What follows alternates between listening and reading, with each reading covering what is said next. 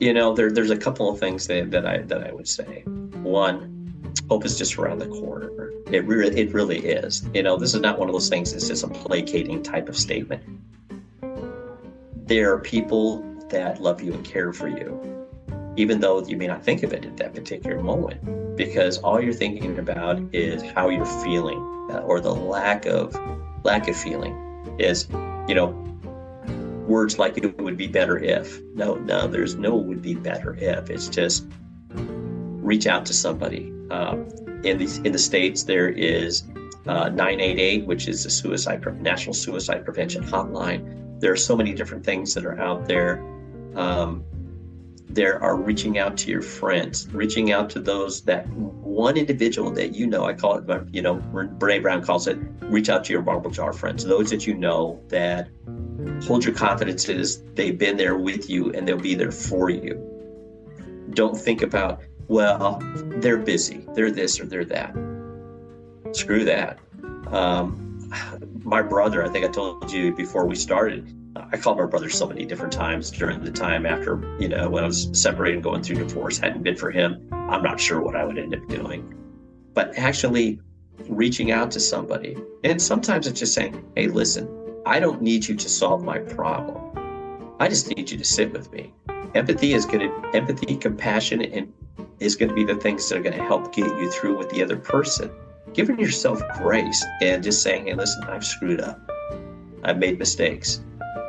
But know that you are deep down, you are a good person. There is nothing that cannot be, there's nothing that you've done that can't be fixed.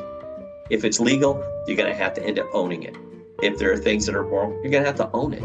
If there are things that, you've done, said, or whatever, you're going to have to own it and make amends for it as much as you possibly can. I've done that. Whether or not that somebody forgives you or not, that's not the reason why why you're asking for forgiveness. It's for the other individual. Those are the things that are crucial. But understand that deep down that you are worthy of love, connection, and belonging are absolutely critical. So many times we don't think we're worthy, when in fact that you are. You hear statements like, you're enough. And people go, what does that mean? It means that irrespective of anything outside, you're enough. Outside validation has no bearing on your self-worth or your value of the love that you possess for yourself. It's everything that's possessed within inside you. Anything from the external, that's things that we see. Those things are just, they're vapor. When we end up taking a look at where we are deep within inside ourselves and just say, listen, I'm worthy to be around. I'm worthy of love and connection and belonging. And it's just looking in the mirror and knowing that your story is not complete, that you have more to be able to provide. Hello, everyone. Welcome to the podcast. I have a guest joining me today, part of the Mission Hope book, but more as well. He also writes and does some amazing things to help men. A great story as well. Very happy to have Brad on the podcast today. Brad, welcome to the show. Glad to have you here. Oh, thank you so much, David. I appreciate the opportunity. We were just having a chat before we hit record, and I've got pages of notes just listening, Brad, to your story and who you are, and I'm excited to have you on the podcast. It's going to be really good. Well, thank you so much. I appreciate to the podcast. That. You're from Michigan? I am from Michigan. There you go. Originally from California via Colorado. I kept making the wrong turn and ended up here over 20 years ago. Nice. Well, that's great. We're almost neighbors. We're pretty close here up in Canada. So yes, we are. That's very good. Glad to have you here. You are part of the Mission Hope book, and I've had the opportunity and the privilege to talk to many of the authors in this book. A great group of people, all led by one amazing woman, Shar Murphy. I would love to hear how you connected with Shar and became part of this project. How did that all start? What's funny is, I started following Shar initially, and I was just like, oh, man, this is an amazing lady. Loved her story. And, her being a storyteller, I think that was one of the things that just drew me. I love words. I love reading. I love audiobooks. And And I think from my perspective, it was just like, I wanted to be part of that. And it was, for lack of a better words, it was just, a conjunction of minds that ended up coming together. And she said the same thing when we connected. She goes, I've been meaning to connect with you. I said, well, I've been meaning to connect with you. And it just was just amazing. And she goes, I got this book thing coming up. Uh, Listening to your story, I'd like to include something in there with you. How would you feel about that? I said, I'd love that. That'd be a great opportunity. And we just had a lot of conversations. And I think I ended up spending, oh my goodness, probably about 3 to 5 days writing, and then a couple of days editing, and then just forwarded off my portion to her. That's just how fast that it ended up going. Wow. So the overarching theme of the book is hope. I'd like to get your definition of hope and how it relates to your story. Can you kind of unpack that a little bit? Sure. I think everybody has their own definition of hope. Mine is the focus and faith of things yet unseen and not yet realized, but with the understanding that there's something more on the other side that can be restorative. And when you take a look at the restorative power of hope and how that ends up playing a role within healing, people don't know on what that ends up looking like, especially when they run out of hope. It's like being somebody that's sliding down a rope and they're coming from a plane. I mean, this is just my thought process. They're sliding from a plane and they're on this rope and they're sliding, and they have no knot at the end of the rope in which to grab onto and hold on for that moment so they can be pulled back up by hope. So as I'm looking at that, that was an awful lot of my focus when I started writing my chapter for hope. Is how is this going to impact somebody else? My writing style is always such that the individual is an observer and a witness, not necessarily where I'm lecturing. Is that they can step into that parable-like environment and sit beside the individual and really get an understanding, rather than being, it's confronting issues rather than the confronting the person. And I think that that's a distinction where people can really find hope, is just so they're sitting alongside somebody and realizing that, hey, I'm there too. And if this individual can get through this, maybe I can too. So the opposite of hope, we would guess what people would say is hopelessness. From your perspective, in talking to you before we record again, you shared some pretty powerful background to your story. And it seemed like there was a point where things were really dark and you were in a place that maybe hope wasn't in abundance. Can you kind of explain a little bit about that? Because I think that gives them some context to our conversation today. Sure. And, there has been so many different situations in my lifetime that I saw things in a different way. I losing my dad in 1980 from cancer. He'd been my rock. He was 47 years old. And just from where he came from as an orphan and then going to the military, and just how he ended up coming through those. But yet there was still trauma events that I had in my lifetime with my dad, and recognizing those things.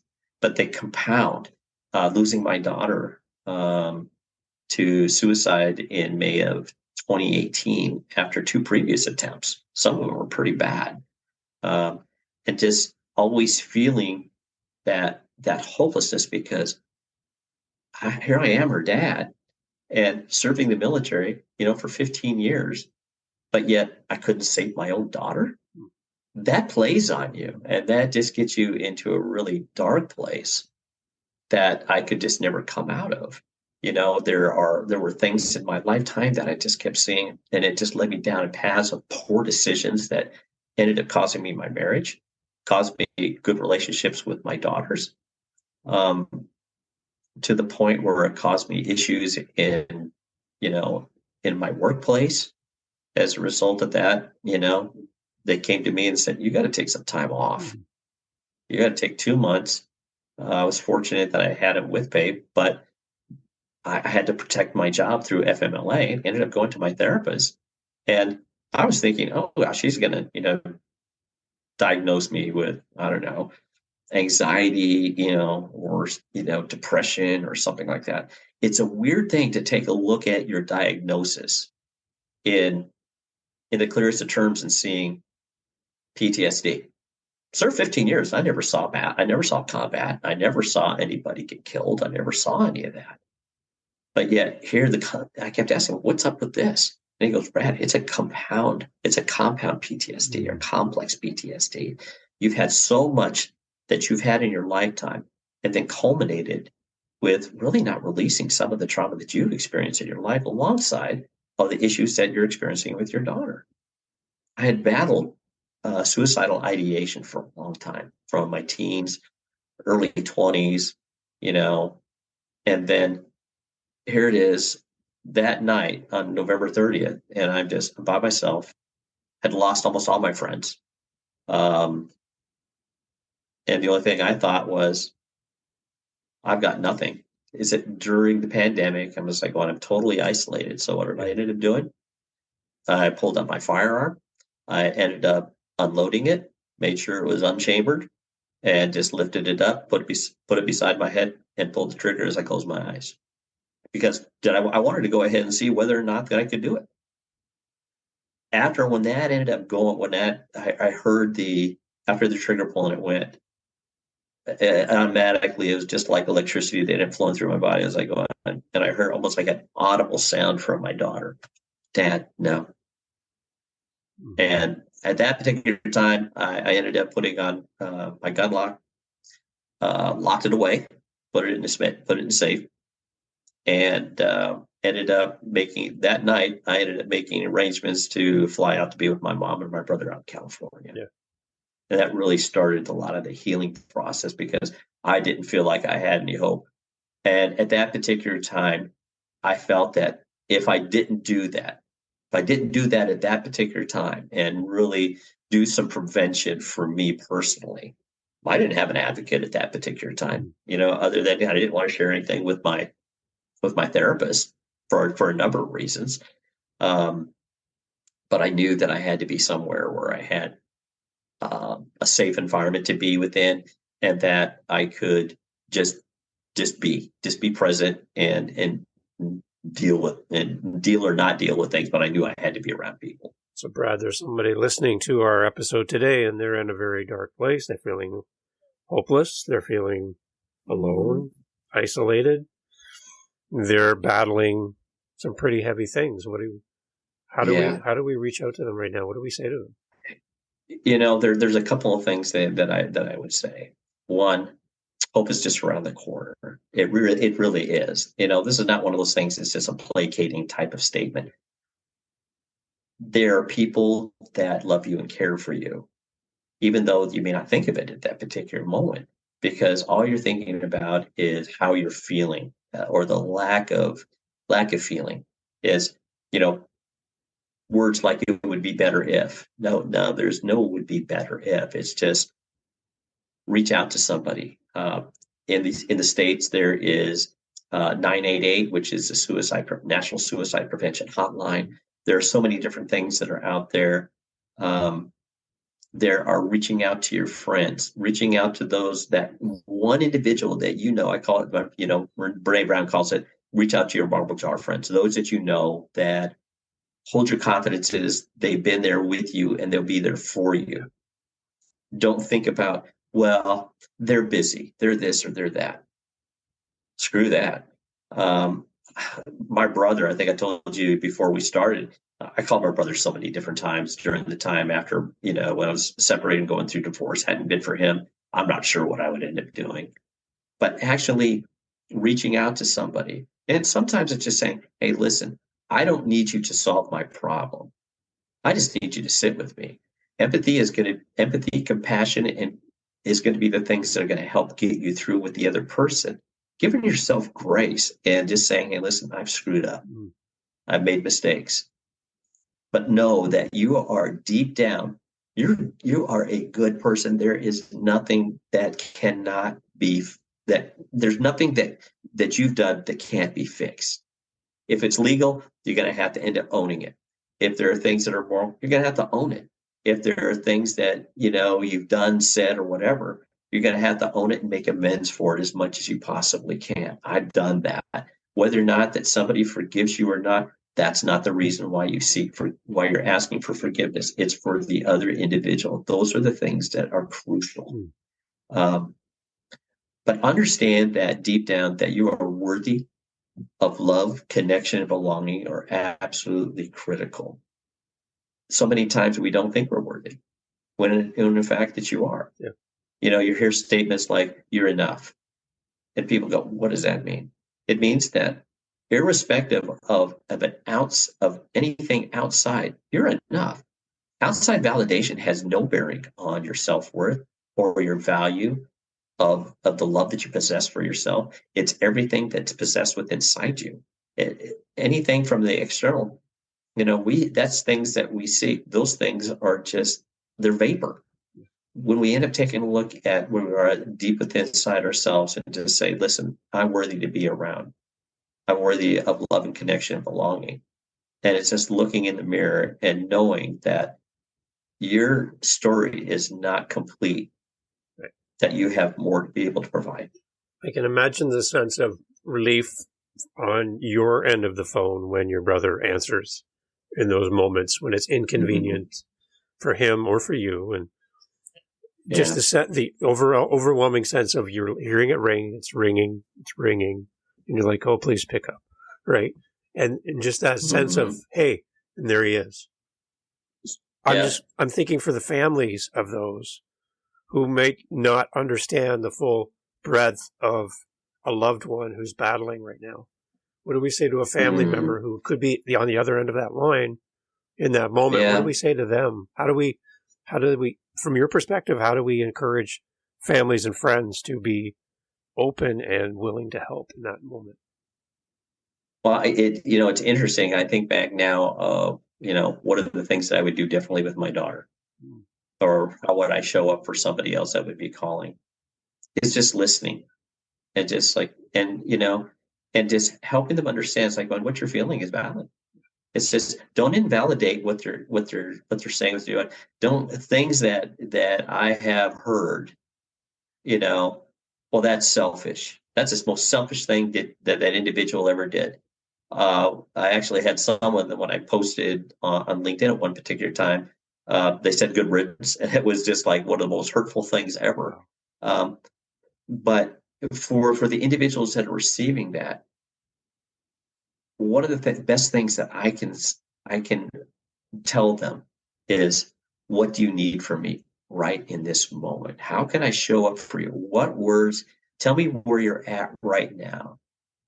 Tell me what's going through your mind, and just be there. It's like, and just be willing to say, hey, listen, let me come over and let's get a cup of coffee. Or if you're close enough to do that, and just show up.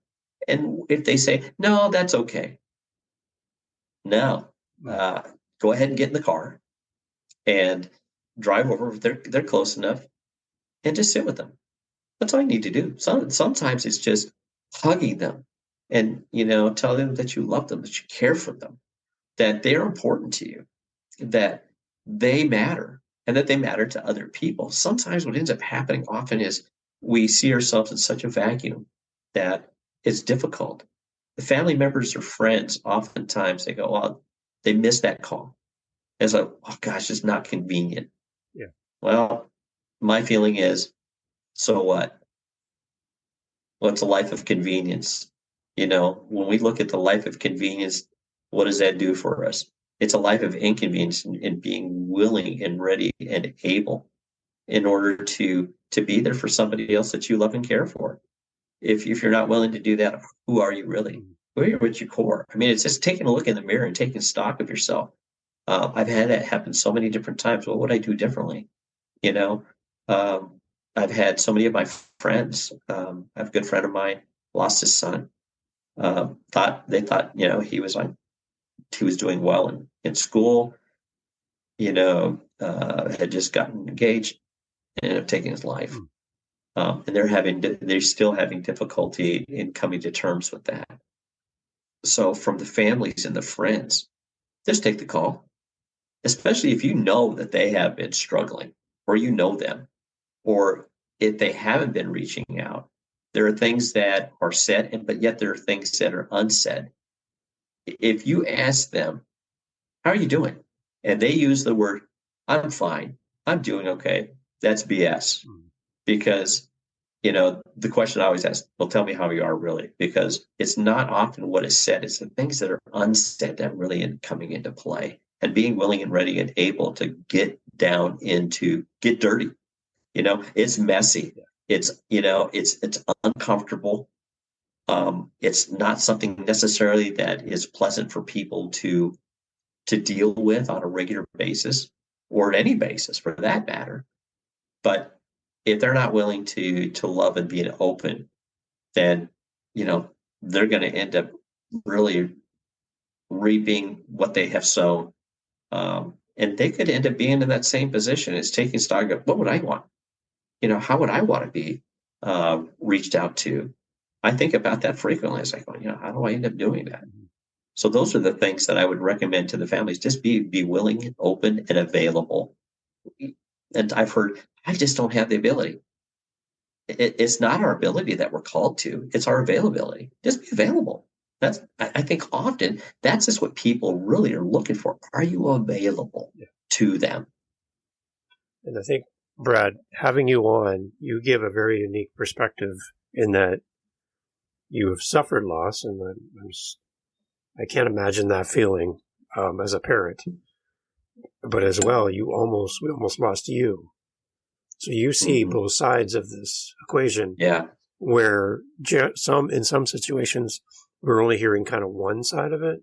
You've seen both. Right. So your perspective in helping people understand and take a moment to listen and hear what you're saying, I think there's a wealth of wisdom coming from you right now. So just want to thank you for being open to share that, because I love for people to be able to speak like this and find some way of making this something that's not so scary to talk about, right?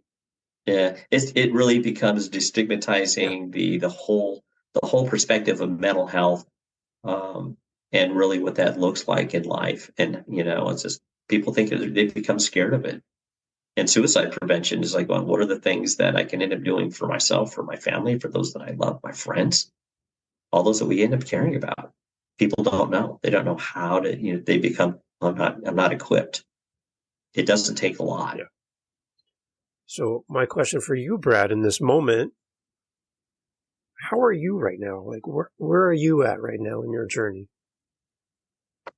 I'm amazing. It's, and I don't say that flippantly.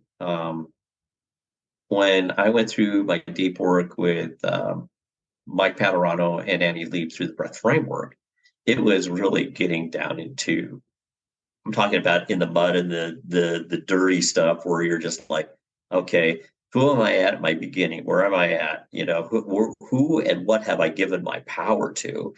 And then really looking at where am I at? What are my core values? What are the things that I place the highest value on for me?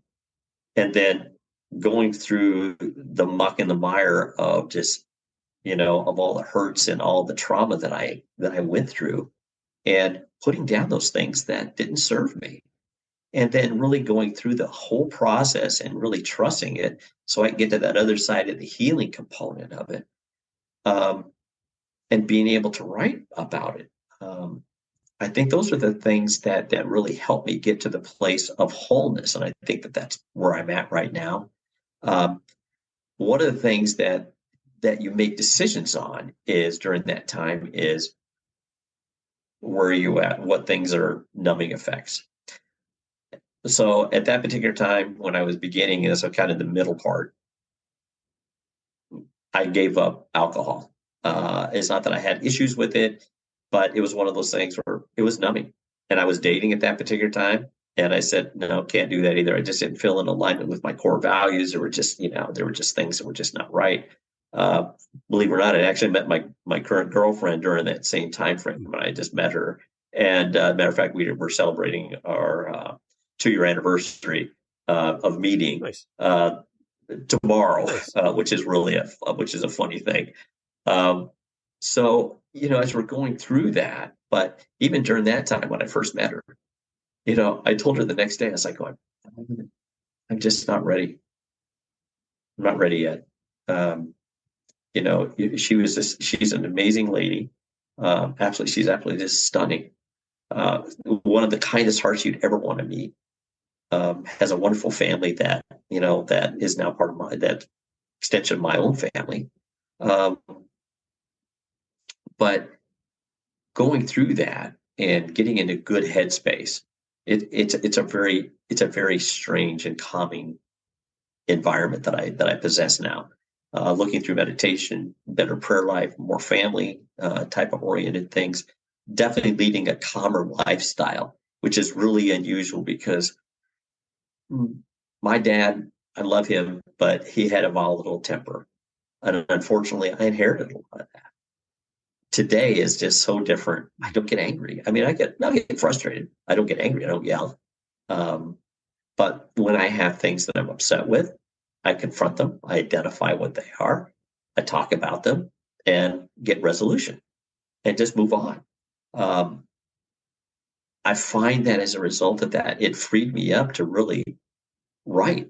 Wrote, and I think that's one of the things that as I was going through my whole transformation, that's what I found has been the most helpful for me. So I'm in a place of pretty much, I feel I'm in a better transformative state of mind and able to deal with just about anything. I don't think that I have an awful lot of those issues.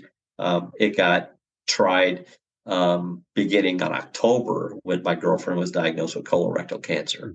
So, and within less than 2 weeks of the diagnosis, she was in radiation treatment and chemotherapy. Matter of fact, she just finished her last chemo treatment a couple of weeks ago. And I just celebrate every single day. Nice. And I think that's one of the things that's just really a key is how do I show up for myself? What are the things that I celebrate?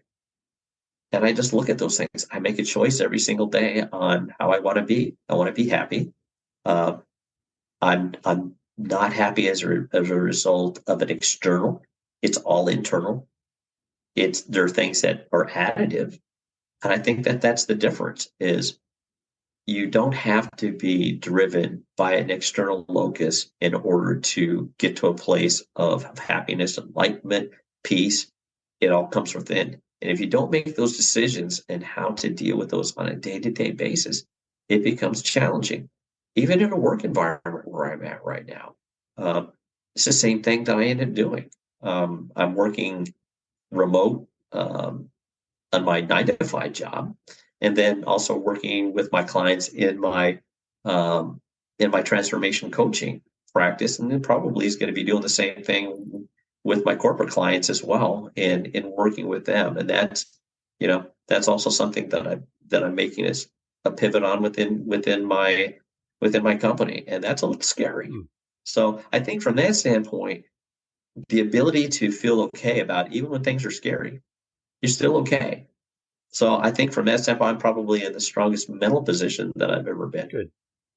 Brad, we're trying to bake into our conversation a message from the authors back to Shar, so that as she listens to this, and she's going to now have to reach for some Kleenex or something in preparation of this, but your message to Shar, I'm getting out of the way, and it's just you and Shar talking here.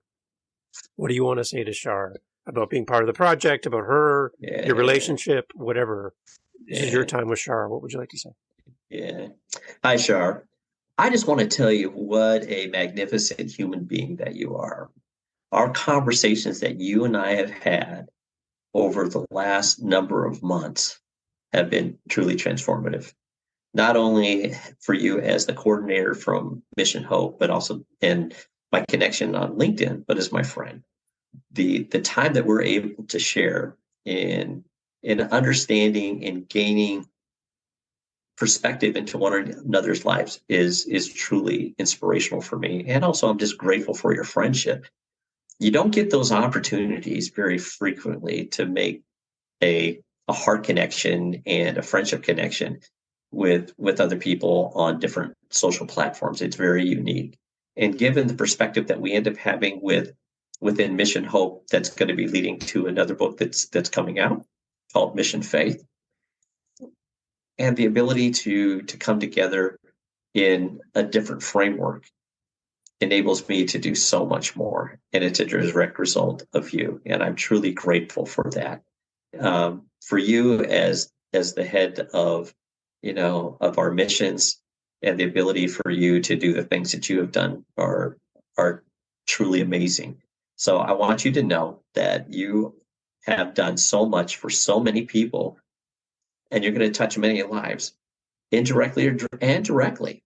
So on the days when you're not feeling 100% or things are not going quite right, know the fact is that there are people that love and care for you, and that there's going to be so much more that you are going to be doing and touching on other people that you just will have no idea on what that's going to be looking like in the future. But I'm grateful for you, and I appreciate you. Yeah. And how you're showing up for yourself. As we go back to the original part of our conversation, right? Having that conversation with Amir, and we talked about that. It's amazing. Brad, how do people connect with you? Let's share the website again as well. Sure. It is www.fmthyllc.com, from my heart to yours LLC. So they look at it that way, or they can go ahead and connect with me on LinkedIn. Feel free. I'm also on Instagram. They can feel free to go ahead and connect me with that. Go to my website. There's all the links for in there. I've done some YouTube videos as well. I'm going to be making some changes off of that. One of the things that I'll be working with in the very near term is another book with Shar that has been Mission Faith. That's going to be another one. I'm also going to be doing and looking at working locally with some different associations here in Michigan, and offering a couple of free workshops to help companies in working through some of the issues that we've talked about today. Good. And that'll all be through the website, so people can go there and connect with you. Absolutely. Brad, so great to have you on. And again, thank you for being so open and transparent with us, sharing your story to help some other people that are listening. And as well, Brad, thank you for your service. My pleasure. To your country. I really want to acknowledge that, because there's not everyone that follows that path. Mm-hmm. And I think it needs to be recognized and honored. So thank you for all your Well, I appreciate it. Thank you so very much. All right. And Shar, thank you so much for sending Brad into my life. Great to have a conversation with you, Brad. And my pleasure. Thank you for being part of this book. Really appreciate having time with you. Thank you so much. I appreciate it.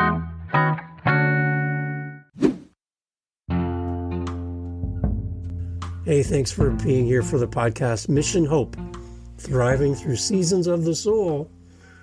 Came out March 24th, 2023. 18 amazing authors, all corralled by the amazing Shar Murphy. If you need some inspiration in your life, please go to the show notes, follow the links, go purchase the book, gift it to someone, buy copies and leave it in your waiting rooms of businesses or the dentist office. Just go out and buy the book and support these great authors, many first-time authors, first-time podcast guests. A lot of firsts happening here. Shar Murphy, thank you. Dominic Damaski, publisher as well from Motivation Champs. Thank you so much for bringing together these amazing people, and to have these authors on a podcast here to talk about their chapters is so great. So encouraging you, go out, check out Mission Hope, Thriving Through Seasons of the Soul. Get your copy today. Thanks for being part of the podcast. Catch you on the next one.